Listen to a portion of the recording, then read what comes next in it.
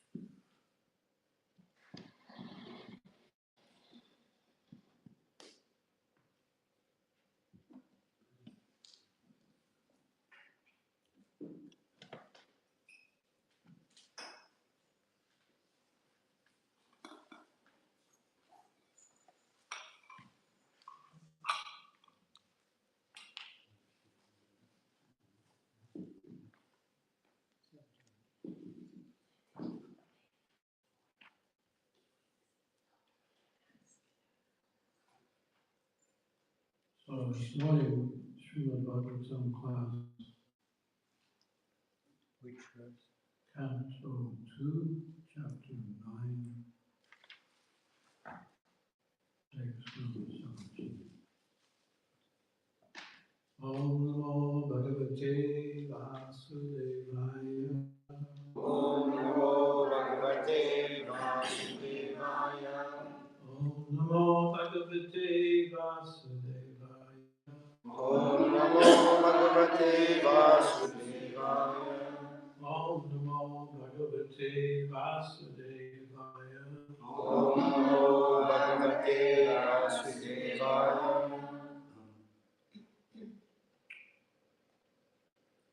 Adarhani Hasanam Astitam Param.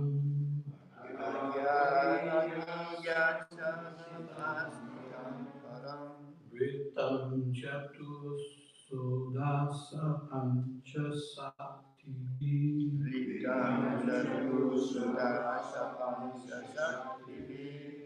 Sambhagai Swaya Itara.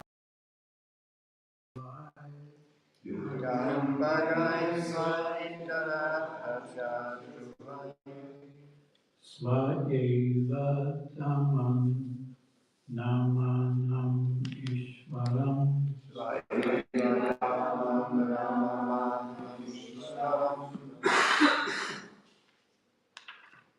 I would like to read. Adyarhani yasaram astisam param. Adyarhani yasalam astitam param. Vitam chatu sudasha pancha shaktivi.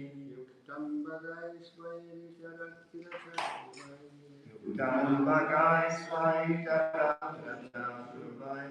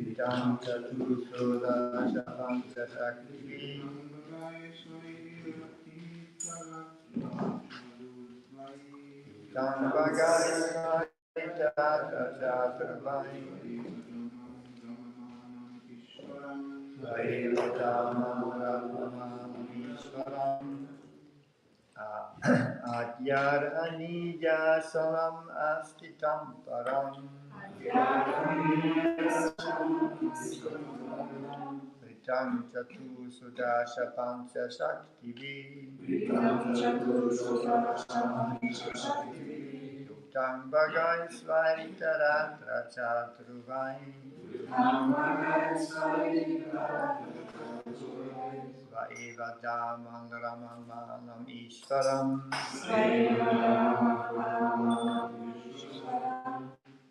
Vaishnavis. Adhyarha nayasanam astitam param.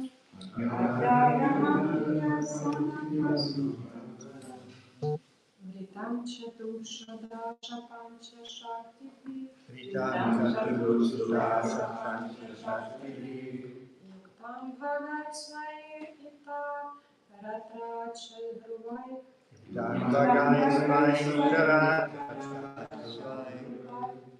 Svaeva dhammam ramamanam ishvaram. Adharhaniyam, greatly worshipable. Asanam, throne. Astitam, seated on it. Param, the supreme. Vritam, surrounded by. Chatu, four, namely. Prakriti, Purusha, Mahat, and ego.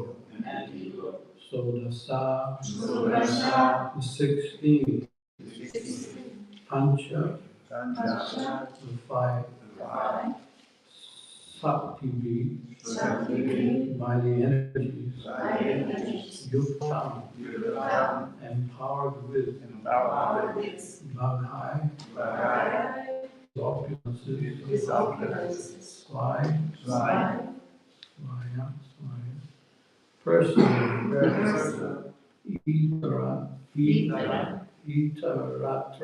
Itaratra, other minor prowesses, Cha, also, Adruvya,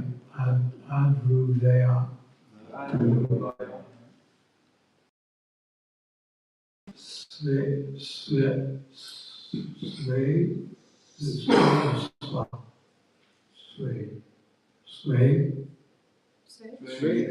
Om, Eva, certainly, Dhammam, abode, Ramananam, joy, Ishvaram, the Supreme Lord. Translation. The Lord was seated on his throne and was surrounded by different energies like the four, the 16, the 5, and the 6 natural opulences, along with other insignificant energies of the temporary Creator. But he was the factual Supreme Lord, enjoying his own abode. Srila Prabhupada's purport. The Lord is naturally endowed with his 6 opulences. Specifically, he is the richest, he is the most powerful, he is the most famous, he is the most beautiful, he is the greatest in knowledge, and he is the greatest renouncer as well. And for his material creative energies, he is served by 4, namely the principle of Prakriti, Purusha, Mahatattva, and Ego. He is also served by the 16, namely the 5 elements, earth, water, air, fire, and sky, the 5 perceptive sense organs, the eyes, the ears, the nose, tongue, and skin, and the 5 working sense organs, the hands, the legs, the stomach, the evacuation outlets, and the genitals, and the mind. The 5 includes the sense objects, namely form, taste, smell, sound, and touch. All these 25 items served the Lord in the material creation, and all of them are personally present to serve the Lord. The significant opulences, numbering 8, the Asta cities attained by yogis for temporary overlordship, are also under his control. But he is naturally full with all such powers without any effort, and therefore he is the Supreme Lord. Living being, by severe penances and performance of bodily exercises, can temporarily attain some wonderful power, but that does not make him the Supreme Lord.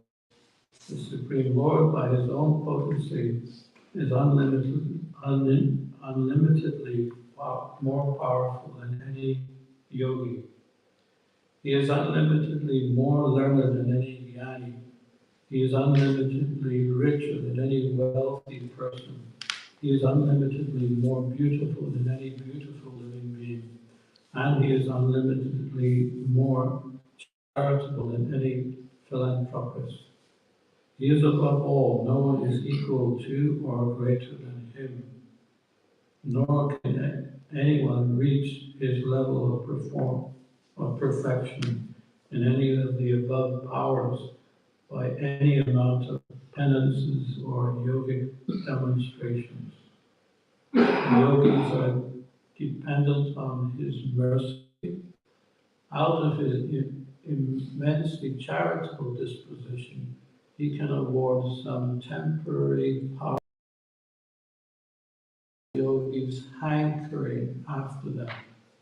But to his unalloyed devotees who do not want anything from the Lord save and accept his transcendental service, the Lord is so pleased that he gives himself in exchange for unalloyed service.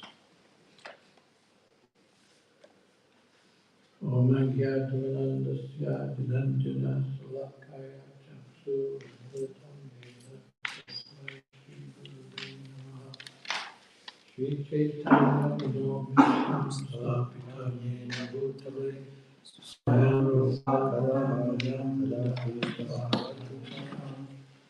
Panchakalpaturubhyascha Sindhu Prayevacha Patitanam Pavanebhyo Vaishnavebhyo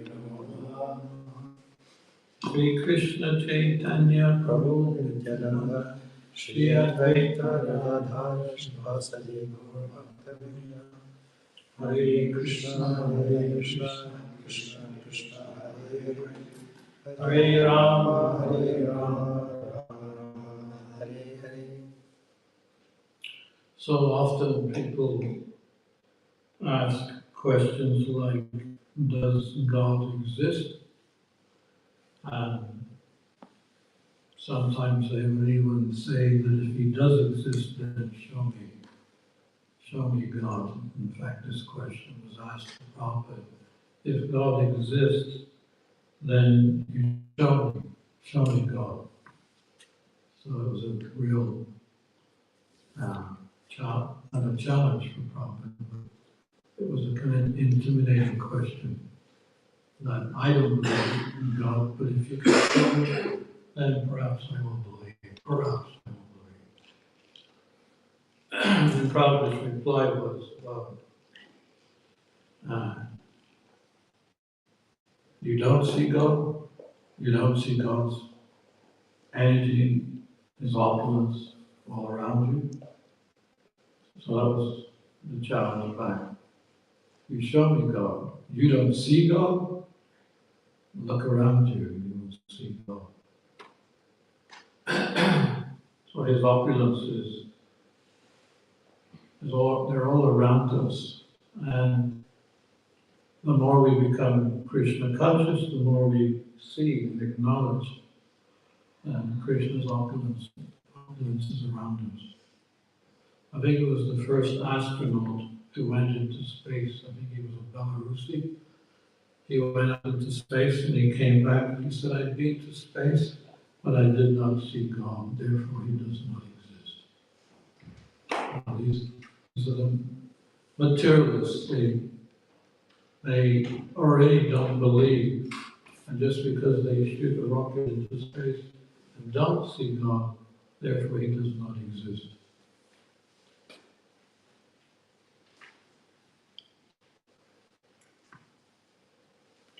So when Prabhupada was told by one disciple, the world is an illusion, Prabhupada replied, how can you say that the world is an illusion?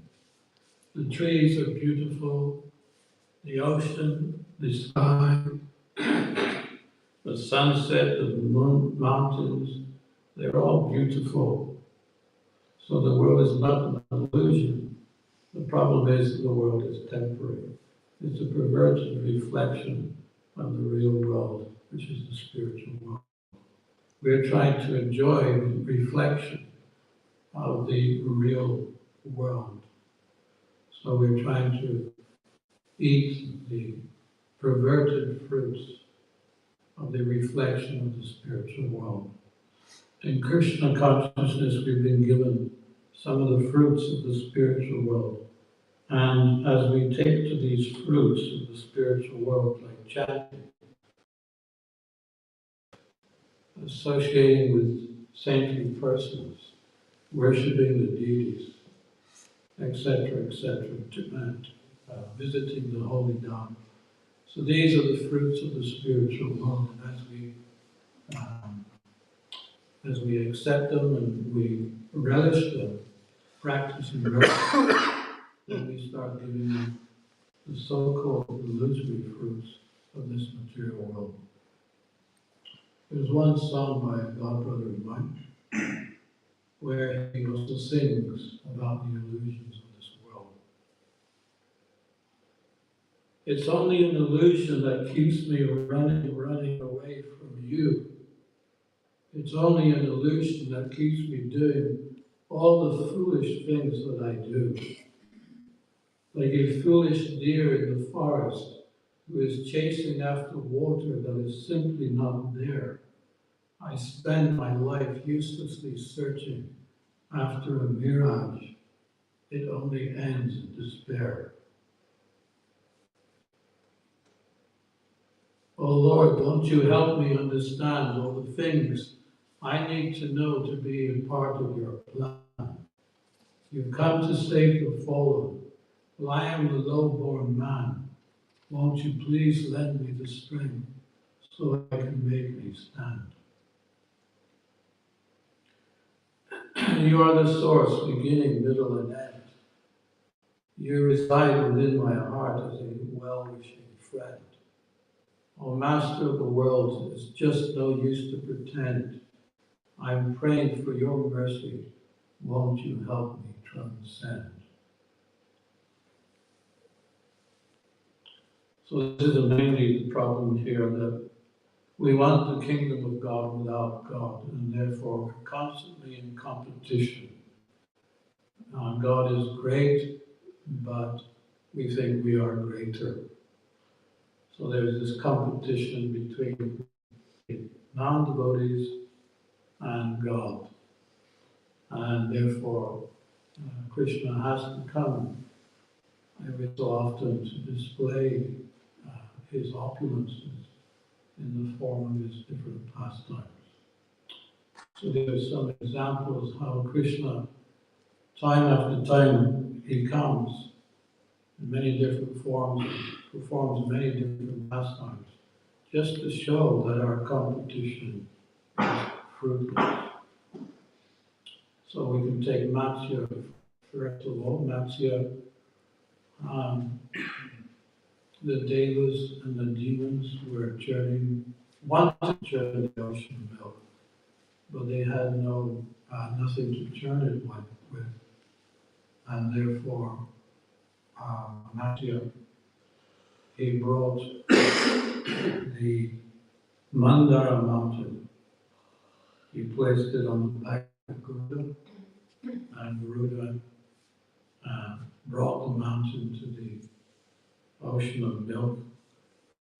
They started churning, but it needed a pivot, so the Lord appeared again in the form of Matsya, and he became the pivot for the mountain to be, and the ocean to be churned. So for him, Matsya, it was, I have to got the wrong incarnation here. Sorry, it's not Matsya, it's Kurma. For Kurma, it was not that it was disturbed by the fact that Mandara, the heaviest of all mountains, because it was made of pure gold, it was not that he was disturbed at all. But for him, it was a service that he rendered, but at the same time, he wanted to have his back scratched. Now, we also like our back scratched, and sometimes when the back is itching, we'll ask Prabhu, please scratch my back a little bit higher, a little bit to the left, up a bit, down, scratch. And we get that scratch on the back and we feel some kind of relief, some enjoyment is there. But can you compare with Kruba? Mandara mountain, the heaviest of all mountains, on his back, and the relief that he was getting from an itching on his back. from the churning of the ocean of milk. So this is Krishna. You cannot compete with him in any form. And Matsya, this is also Matsya. He appeared when there was a partial devastation of the universe. The universe is half filled with water, but in an annihilation, there is rain that pours for 36,000 years and fills up the whole ocean. And on that ocean, Matsya, he swam.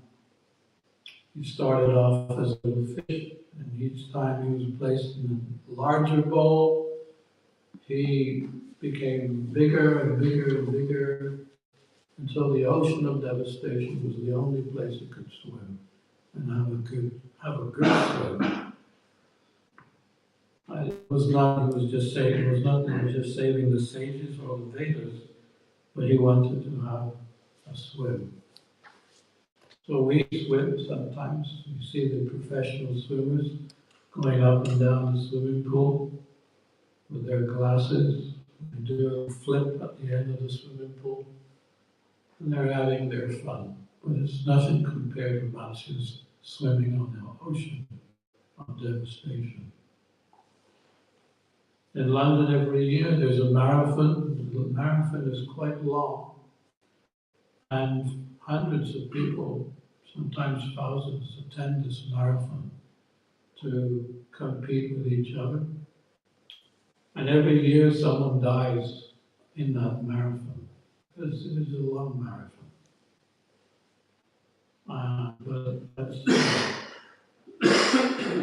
But if that's their enjoyment, and the comparison, which is not equal, is Vamanadev. Vamanadev, he asked for 3 steps of land. And Bali said to him, well, I know that you're just a child, but I can give you more than 3 steps. Ask for more. He said, I'm a brahmachari, I'm a simple brahmachari. I don't need anything more than that. Just enough to maintain myself. Just 3 steps will be fine. So then he took 1 step and then 2 steps. The 2 steps covered the whole universe, and at the same time pierced the hole for the coverings.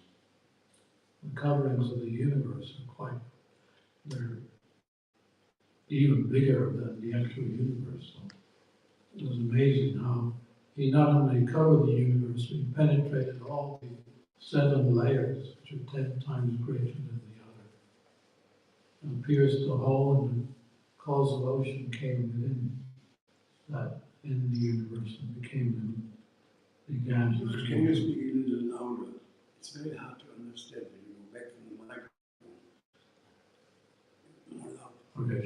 Should I also go slower? No, but just louder, articulating louder. Can you hear me now? Yeah. So this is Vamanadev.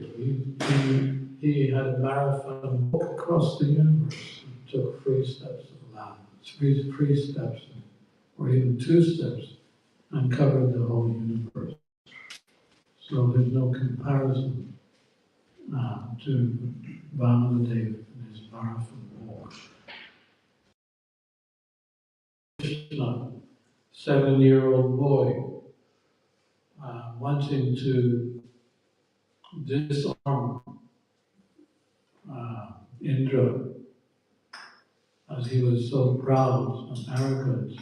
Inundations of rain poured down on Vrindavan with the intention of destroying everyone. Indra was so puffed up and proud, and he became so angry, he sent Samvartaka cloud. That cloud, same cloud that is used for the devastation of the universe, that same cloud inundated Vrindavan with torrents and torrents of rain, and everyone took shelter of Krishna. Please, Krishna, save us from the wrath of Indra. And Krishna said, yes, I will not let Indra destroy Vrindavan or hurt you. I will lift up Govardhan Hill and protect you. So he lifted up the hill. Govardhan Hill takes one whole day to circumambulate, something like 19 kilometers circumambulance. Krishna lifted that without any effort for 7 days, and with his little, well, he actually made a little joke. He used his left arm. Because in the material world, we have a material body. Usually there's a distinction between the right and the left. The right is stronger than the left. And amongst the fingers, the stronger finger is probably this index finger. The weakest is the little pinky finger. Krishna lifted it up with his little finger. So making a joke that not only can I lift it up, but I'll lift it with my left hand, my left arm, and my little finger. And then with his other hand, he demonstrated. Again, when someone does this, if I was to give the class like this, you would think I was quite arrogant. You know, I'm thinking I'm better than you, so I'm standing like this. Actually, Krishna is the only one who can stand like this, because he is the greatest of the greatest. So what does he do? He lifts the hill, and at the same time, he made a little pulse also with his feet. No problem, no problem. Go over down the hill. Come, residents of Vrindavan, come. We'll have a party. While the rain is coming down, we'll have a party. And that's what made Indra even more angry. It was such an intimidation to Indra. And the residents of Vrindavan, they circumambulated Krishna, singing and dancing.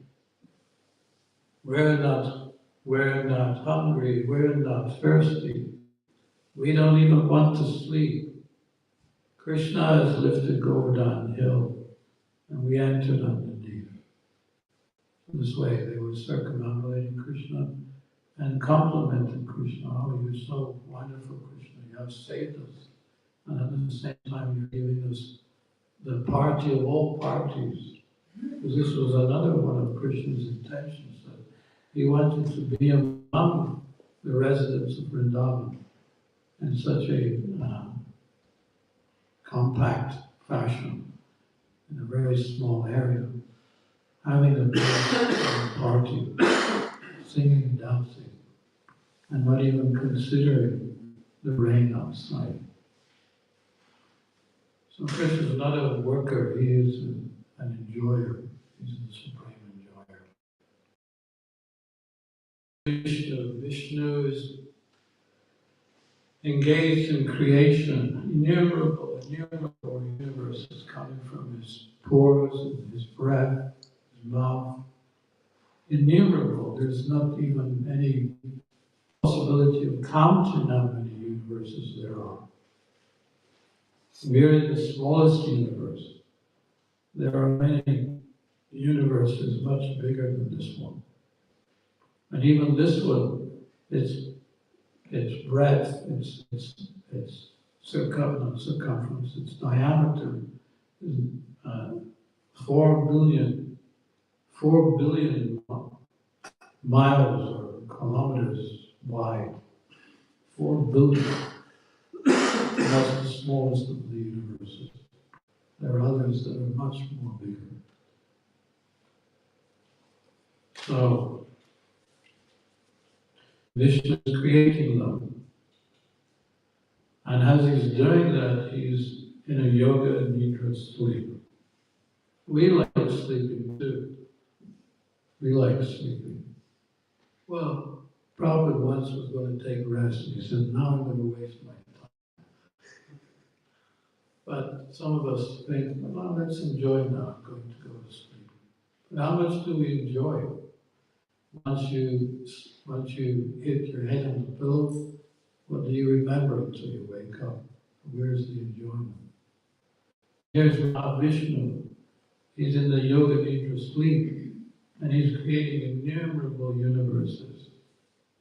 Innumerable. So this is Krishna. And we sometimes, even there are people that are accusing the worshippers of Krishna that this religion is just mythology. It's not real. How can a 7-year-old boy lift a gourd downhill? How can some person called God create innumerable universes? You know, we don't believe, therefore it's a mythology. And then there is those who make a cheap imitation of God.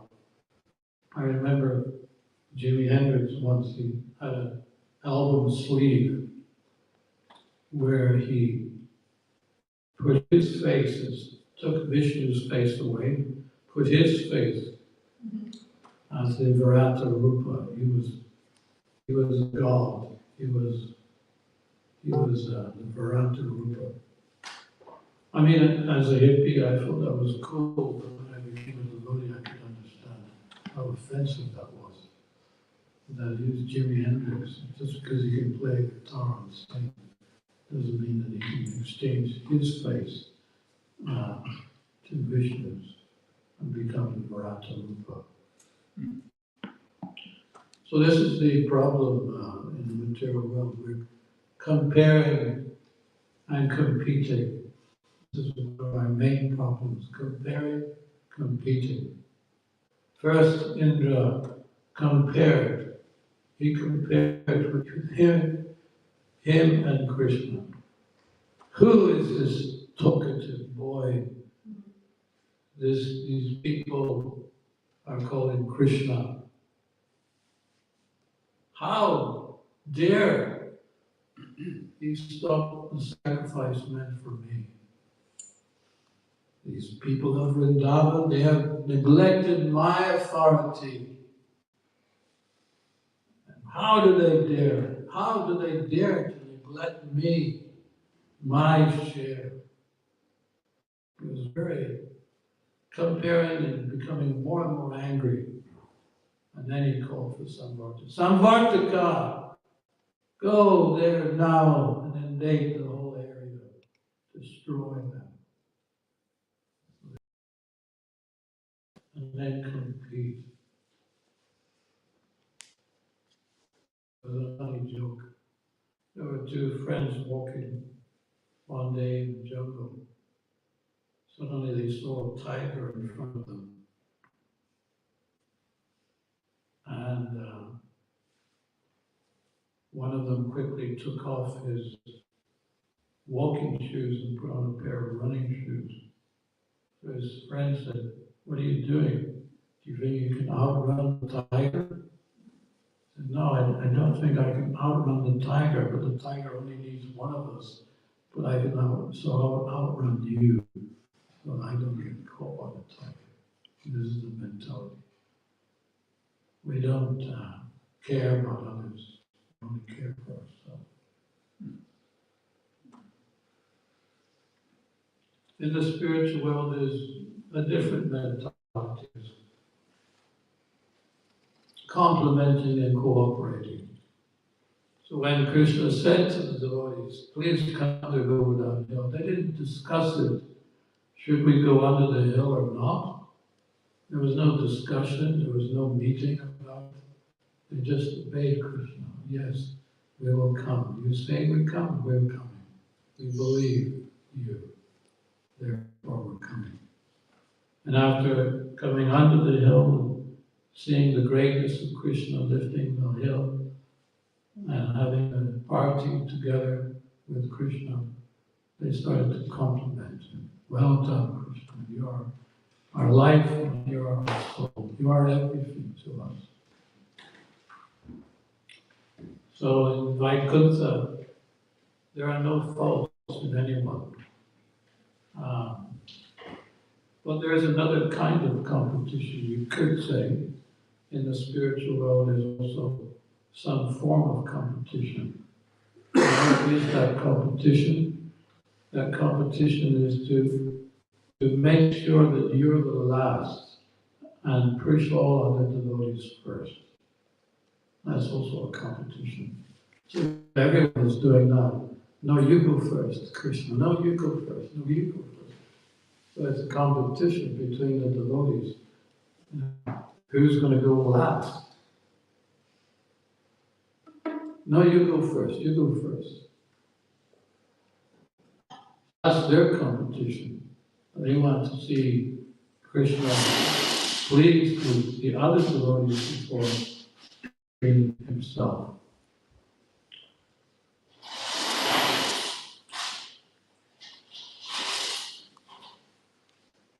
This is Krishna's words. He says, if one engages in my transcendental loving service, but at the same time wants some opulence of material enjoyment, he is very, very foolish.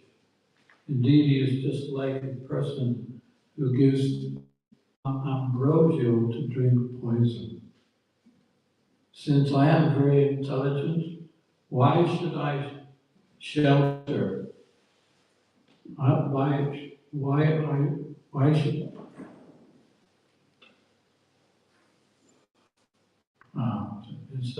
instead I shall induce it to take the nectar of my lotus feet and make him forget the illusory enjoyment. And Prabhupada also, in his purport, he makes a comparison between sweet rice. When we have a Sunday feast and there's sweet rice. The sweet rice is something which we enjoy at the end. It's a culmination of the feast. Now that we enjoy the sweet rice, we take the sweet rice. Even just looking at sweet rice, we start to enjoy the nectar inside the cup. Even before it touches the lips, we're already. So then when we drink the sweet rice, we're drinking deeply. Oh, this is so relishable, this is so nice. But I remember in the early days, sometimes devotees made mistakes in sweet rice. They would either put salt instead of sugar, or something like that. So the Prabhupada gives the analogy of sand in the sweet rice. If you have just a little bit of sand, it doesn't need to be very much, a little bit of sand in the sweet rice, then it no longer has that ambrosial and tasty effect. And you may even discard it. It may be a small amount of sand, but it has a devastating effect on the sweet rice. Some pleasure, no doubt, but it is effective. Material pleasure is chapala sukla, a drop of water on a lotus leaf, temporary, fading. It's like chewing gum. The more you chew, the more the pleasure decreases. On the other hand, devotional service is ever fresh, very satisfying, and eternal.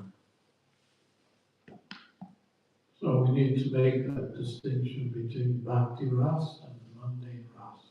They're both rasas, they're both activities, but one is eternal, one is temporary. So sometimes as new devotees, we like to have a bit of both, a little bit of Maya and a little bit of Krishna. And I remember when I was back in London, we would go out every day, do Harinam, and some of us would distribute magazines. I was a magazine distributor, so I would go alongside the Harinam and distribute the Bhakti Gaudiya magazine. But at some point on Oxford Street, there was one shop which was blasting out rock music. And I thought, well, this would be a good place to distribute the magazine. And that way I can listen to some of my old music that I used to listen to, and at the same time, give out some magazines. So a little bit of Krishna and a little bit of Maya. Perfect situation.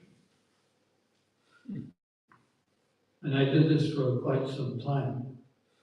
And one day I had a little shock. It wasn't a little shock, it was a major shock. Because suddenly the music changed. And the Govinda song came on. It was blasting out from that shock. Govinda. Yeah.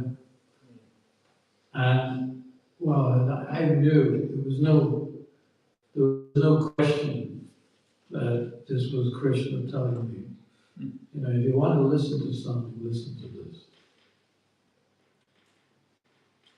And I remember, because I also had a tape of Pink Floyd that I had in my locker. And sometimes I would listen to that too. Whenever I felt that devotional service was just overpowering, too much for me. So I would secretly go to the ashram and put my Walkman and earphones on and listen to "You Don't Need No Education." So it was one of my favorite tapes, which, you know, I gave up everything except for that tape. I thought, well, I've got to keep something of the material world in my locker. But after that day, when the Govinda period suddenly came on, and Krishna telling me, if you want to listen to something, listen to this. I knew it was very clear, Krishna saying, now you better watch out. You got to make a choice. At some point, you're going to need to make a choice. What is it going to be? Is it going to be Maya or is it going to be Krishna? So that day I did make the choice. When I got back to the ashram, I went to my locker, I took the Pink Floyd tape and threw it in the bin. Bye-bye, Pink Floyd. This happens to all of us. We all have this tendency to still want to enjoy something of this world. As we become more pure, more aware of Krishna's wonderful opulence and devotional service, or blissful pleasures of devotional service, then more and more we give up that which is not, that which is temporary, illusory. Well, this is our challenge, it's a day-to-day challenge. Do we want Krishna or do we want Krishna's energy? There's a nice story in the Mahabharata where just before the fight, both Arjuna and Duryodhana came to see Krishna. Duryodhana came first. Krishna was sleeping. So he sat right beside his head, so that when Krishna would wake up, he would be the first to ask Krishna. They both wanted to ask Krishna, how he could help them in the war. When Arjuna came, he was at Krishna's feet. So when Krishna woke up, the first person he saw was Arjuna. Oh, Arjuna. And then he saw Duryodhana, you're here too. Well, what have you come for? Arjuna, you ask. You give me what you want first, because I saw you first. So Arjuna said, yes, this battle, we have tried to stop it, but it's inevitable, it will take place. So I'm asking you for your help. And Krishna said, well, I'm not going to fight. Only thing I can offer is my army, the Yadu dynasty army. But I will not fight. I can assist in some way, but I will not fight. So Arjuna said, that's okay. I want you. I want you anyway. So then Krishna said, okay, I'll be your charioteer. And Duryodhana, when he was listening to this, he was very pleased. And he said, oh, that means I don't have to take the army then. Yes, you take the other dynasty army. It is yours. And then he said, okay, thank you very much, Krishna. I have some important things to consider. So he left, and then Krishna asked Arjuna, why? You hurt me, I'm not going to fight. Why did you pick me? And Arjuna explained that as long as you're beside me, there will be no question of not winning this battle. All victory will be mine. So this is two different persons with two different ideas. One wants Krishna, only Krishna, to please Krishna, and the other only wants Krishna's energy. So it's the same with Hanuman and Ravana. Hanuman wanted Ram, nothing but Ram. Energy of Ram. We need to continue our service with the ultimate perfection of only accepting Krishna in our life. When we do that, then all difficulties, all obstacles, there may be some obstacles, there may be some difficulties. We saw how Prabhupada, he was faced with obstacles, he was also faced with difficulties. But he had firm faith in the holy name, he had firm faith in his guru and his instructions, he had firm faith in Krishna. In this way, whatever obstacles were there, they were easily overcome just because of that faith and that determination he had to fulfill that order his spiritual master gave him. So this is our challenge that we to do. Let's try to do it in this same mood. We're assisting the spiritual master, trying to please Krishna, and with that, all success, all happiness, and all freedom will be ours. And we will also start seeing the opulence, Krishna opulence all around us. Whenever Prabhupada went for a morning walk, he always gave examples according to the nature around him. Whatever he saw, he related it to Krishna. This is Krishna, this is Krishna, this is Krishna. Bringing us the philosophy, but adding Krishna within that example. And it was so nice to hear those examples Prabhupada gave. He gave us some hope. They gave us realization. They allowed us to become more fixed and determined in our daily Krishna consciousness. So this is what each one of us can acquire through this daily practice of devotional service. We will understand, we will see Krishna face to face. You said that, you can see Krishna face to face. Maybe Krishna will not appear before you, but you will make it clear to you the full range of his opulence. We have everything to gain, nothing to lose by our practices. Let us continue. Prabhupada ki jai, Shri Bhakta Plus ki jai.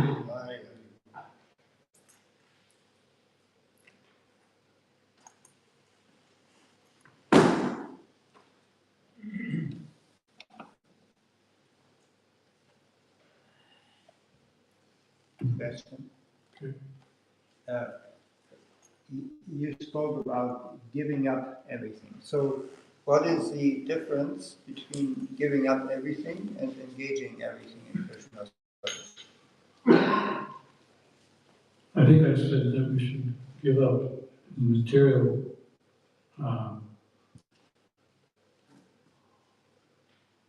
mundane rasas. Give up the mundane rasas. Take up bhakti rasa. So that's not giving up anything. It's using whatever you were using for mundane rasa and using it in Krishna rasa. We don't give up anything that can be used. Yukta vairagya.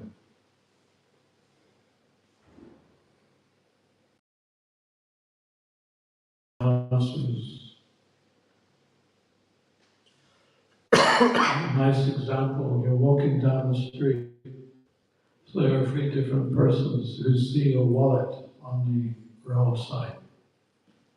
So the materialist, he sees the wallet, he looks this way and he looks this way, and he picks it up and puts it in his pocket and runs to the nearest, let's say, hi-fi shop. When Mayavadi sees the wallet, he immediately rejects it. Well, this is Maya, I have nothing to do with this. And he walks around and carries on. So that's better than the materialist, of course. But what is better than renouncing, false renunciation, is the devotee. He sees the wallet. He picks it up and he looks inside to see who does this wallet belong to. That happened to me once, actually. I was in Totnes. Totnes. And, Loch Ness? Where were you? there's a place in England called Totnes. Totnes, okay. It was a Kaksha day and I was fasting till noon. And I had just finished shopping some bhoga to offer and to eat and respect. And I was walking down the road with my bag of bhoga and I saw a wallet. I picked it up, it was full of money, and looked inside, there were no addresses or names, nothing really that I could really relate to who the wallet belonged to. So I thought, well, I'll take it to the police station. But before I do that, I will respect some prashadam because I was hungry and I needed to break my fast. So I went to my motorhome, I offered, I respected, and I was taking prashadam and I was thinking, all the time while taking prashadam, that I have something that belongs to someone else. And I was very disturbed in my mind. When I finally gave the wallet to the police station, then I became peaceful. He's a devotee. He doesn't want anyone else's property. He doesn't want to have anything to do. Of course, the argument is that, but you can also use that money that you find in Krishna service. That's a favorite argument that the devotees sometimes offer. Well, I don't know where this was. I think it was in Russia. I heard one story where I found a wallet, and it was really packed with money. It was not a small amount.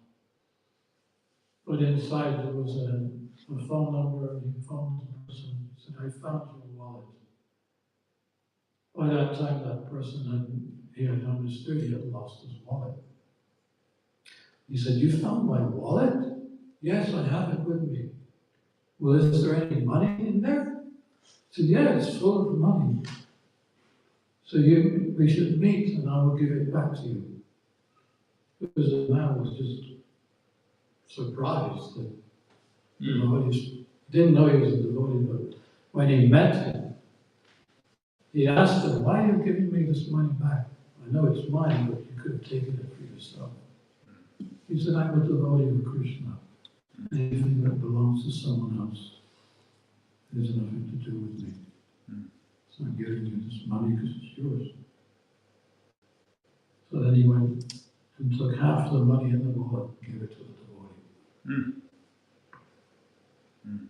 devotee. Krishna's no money, he'll give us. We must be honest. Does that answer your question? Yeah, thank you. I have one question as well. It's a little bit follow up on this one. This is the second time this week I've heard about relating everything around us to Krishna.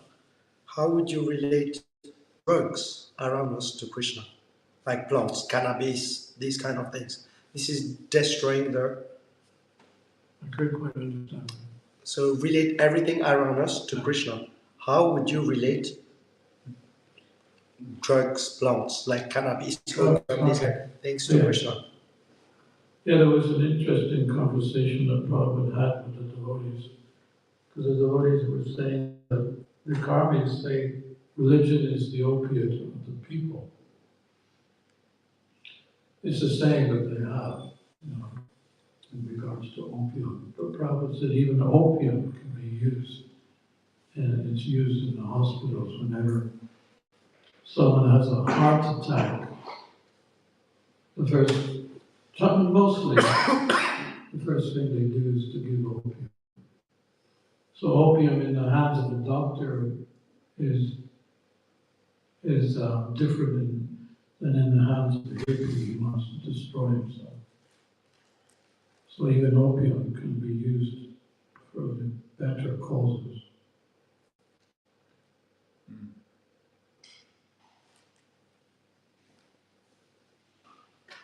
Is there anything we cannot use in devotional service? Somebody actually doing Hamburg Sunday feast, somebody asked me, what about, could I sell drugs and give a donation to Krishna? What would you answer? Like I said, Krishna is no poor man. He's the source of everything.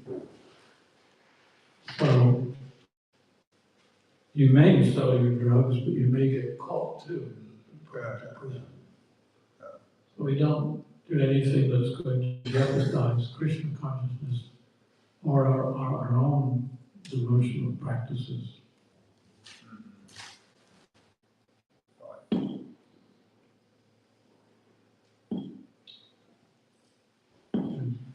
Classical music sometimes is so beautiful, and Classical music. yeah, instruments are so beautiful. Would Krishna enjoy it if we offered? Some devotees have done classical music along the holy name. There's one in around the middle, it was the beginning of the 80s, so the first reggae group, Hare Krishna reggae group. I mean, it was such a wonderful album they did. The lyrics are just absolutely stunning, full of the Krishna conscious philosophy. And whoever wrote those songs, he just packed everything in those songs, our whole philosophy. And it was a wonderful piece of music. And at the same time, it was reggae. It was in the reggae form. George Harrison demonstrated clearly that, even rock music, pop music can be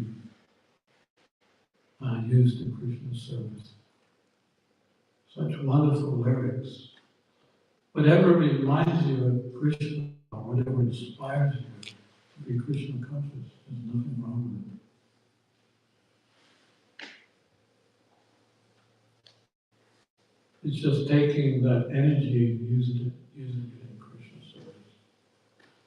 It's like in London, in the middle of London. London's Maya's home. It's her kingdom, the art of London. And inside London, in the middle of London, we have a temple, the Soho Street Temple. You go into any other building and come out, you no difference really. But when you go into the Christian temple and come out, you know you've made some forward march, something, gained something.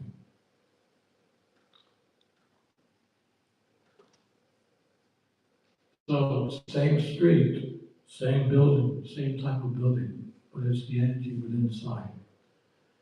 Using the energy, Krishna's energy, to please Krishna, transforms people, whereas any other energy degrades people. Same street, same kind of building, same everything, just the consciousness and the frame of mind completely different. I remember once asking the devotees, how do you sleep at night? Because I only visit sometimes. And then, how do you sleep at nighttime? Okay. They say, oh, what about the noise? Do you also have the windows open? I said, what noise? What noise? They don't even hear the noise. They're so fixed in their service. They don't live in London, they're living, Prabhupada said that.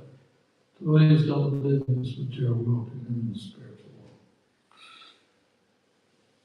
It's not London for the devotees. It's the Vaikuntha, spiritual world. So everything is transformed.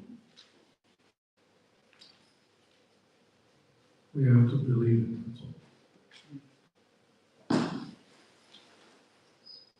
Therefore, we're not concerned so much what environment we're in.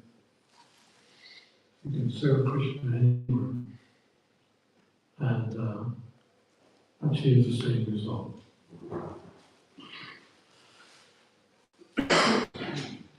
I remember someone invited me to Siberia once, many years ago, and I was thinking, do I want to go to Siberia? I was kind of making distinctions from one place to another. Do I really want to go to Siberia? You know, my mind was telling me Siberia is a cold place. Siberia is an uninhabited place. Siberia is the place where all political prisoners were slaves. You know, it doesn't have a good name for itself. As soon as you hear Siberia, all these things go through your mind and heart. Anyway, I accepted the invitation. And when I arrived at Irkutsk airport, there were 200 devotees that greeted me. And I thought, wow, even in Siberia, I'm home. Even in Siberia, I can say I'm at home. There was an English saying, the sun didn't set in the British Empire. It was a very famous saying. Because the empire was so big, at any given point of the day when the sun was shining somewhere in the empire. Of course, now it doesn't even rise. That's a joke. But we can say the sun now doesn't set on the Iskcon Empire. Or you won't.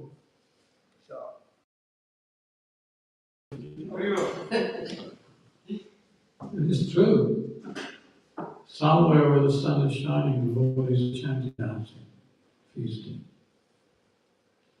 So this is how the world is being transformed. In the last 50 years, so much transformation is there. And some of us sitting here today won't see the next 50 years. what I can imagine.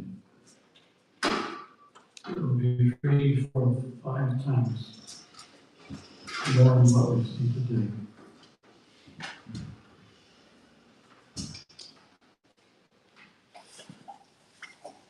I'll stop there. Thank you so much for your attention. Prabhupada.